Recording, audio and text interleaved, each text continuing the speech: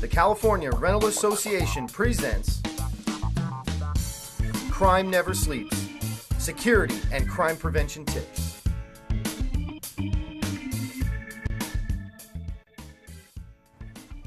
Hi, I'm Eddie Wilson with City Rentals. As a rental company, you may feel that equipment theft is really biting into your hard-earned profits, but it doesn't have to be that way. I sat down with Gabe Marquez, who is a director for the Crime Prevention Program that works hand-in-hand with the California Rental Association. Gabe is a retired police officer, so he does know a thing or two about preventing theft. Gabe's going to school us on some simple steps that you can take to help protect your equipment and your hard-earned profits. So Gabe, tell us a little bit about the Crime Prevention Program. Well, hello, Eddie. Thank you for having me. The Crime Prevention Program of Southern California has been around for approximately 30 years. Its mission is to significantly reduce crime in the construction industry and to be a liaison with law enforcement. A lot of our construction industry partners happen to be rental association members. So Gabe, tell me, what would be the benefits of becoming a member of the Crime Prevention Program? One of the biggest benefits is that you have someone fighting for you. When you have a loss, and the odds are you are going to have a loss, whether it's through conversion or someone breaking your yard, you have someone like me that can go to the police and to know what they're thinking and how they're thinking in order to get them to do what needs to be done to recover your property. Okay, Gabe, so tell me, what is your philosophy on preventing theft? Eddie, the philosophy of the Crime Prevention Program is a layered approach. No one specific measure is going to solve all your problems. You need to mark your equipment. You need to keep track of your equipment, inventory. Also, you need to have stickers on it to let the police know this is your equipment. Once it does get stolen, do you have LoJack or some type of GPS equipment? Is your facility secure? Those are the kind of things that you need to think about, not just now. And once your equipment does get stolen, how do you document that in your database? I've seen some companies just mark in their database, they put the equipment salvage, lost. For law enforcement, that's a big question. I want to see the stolen date, I want to see the agency that took the report, and I want to see a report number. I want information. The more the better. Okay, Gabe, you had mentioned equipment numbers for the equipment. We number our equipment specifically, but is that not going to be enough? Oftentimes it isn't. There's programs out there that specifically refer to what's called an OAN. What is an OAN? An OAN is an owner-applied number. It's issued by the Tulare County District Attorney's Office. That's a specific number just for your company. Okay. Once you have that number, you stamp that same number on every piece of equipment you have. And when the police find that, they can go back to that database, find out who that number belongs to, and they're going to find out it belongs to you. Okay. So, and besides that, you need stickers. I want to know that your company's stickers are on the machine. I want that thief to think, I have to do all this just to steal this piece of equipment. So when I take it to the pawn shop, what that pawn shop sees is a piece of equipment that has stickers ripped off of it, numbers ground off of it, and he's thinking, this may be stolen. I need to call the police. So I could take it probably one sticker wouldn't be enough? No. You have to put 2 or 3 stickers on there and maybe one in a secret place. Never thought of that before. There's some good techniques out there, and the Crime Prevention Program tries to take all of the ideas that have come across and put it out to our members. Eddie's going to give us a quick demonstration on how to stamp your equipment.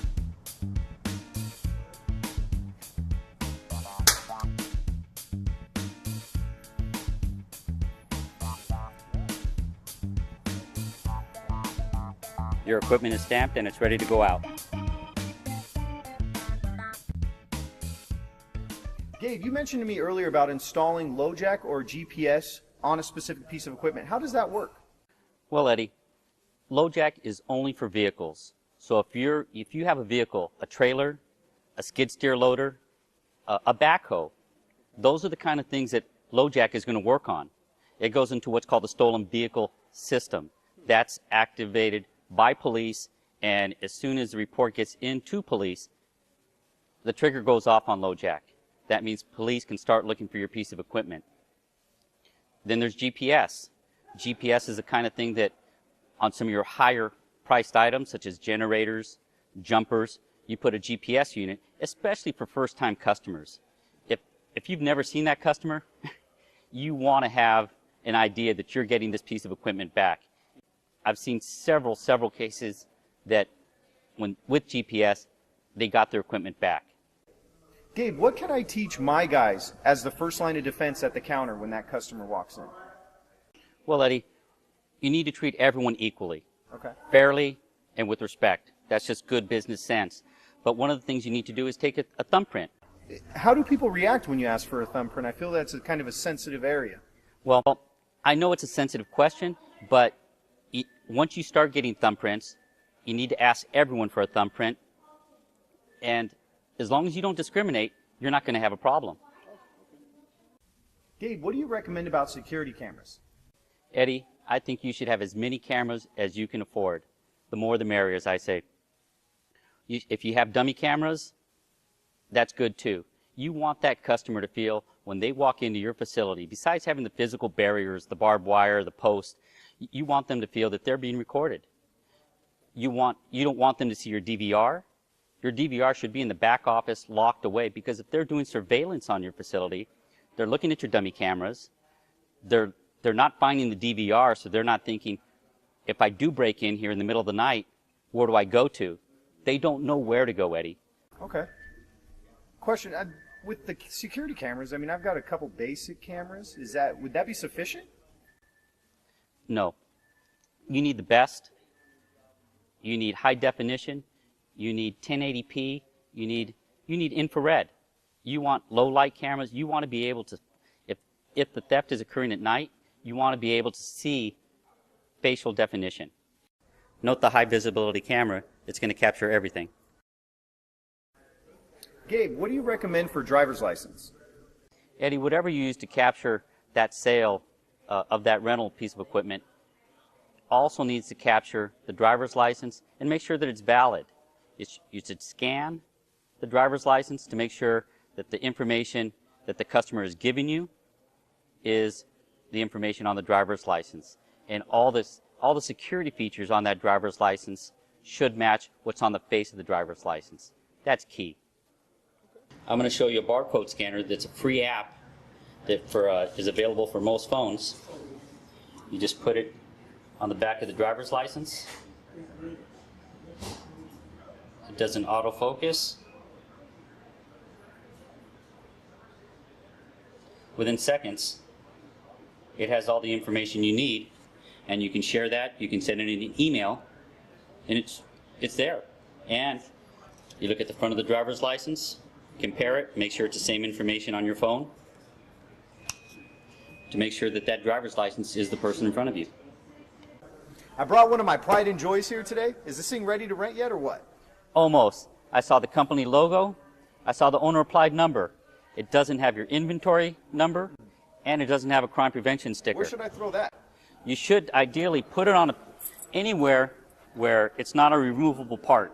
Okay. So make some part that's integral to the machine itself, but you need to put it anywhere. So maybe right here.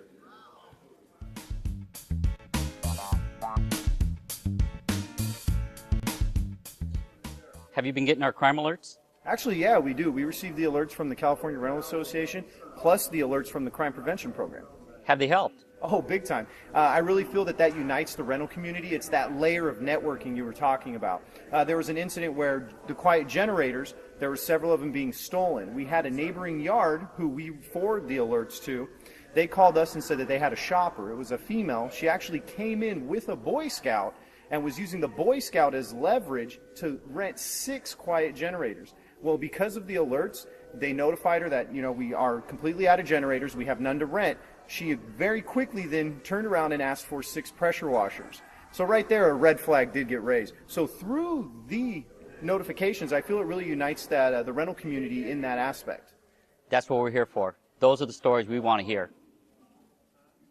So Eddie, after everything we've talked about, do you think the program has value for your company? Oh yeah, after everything that I've seen, we definitely see a return on our investment. Well, great. Well, thank you for your time. Thank you, sir. And tell as many people as you can about our program. I appreciate it. I will. Thank you.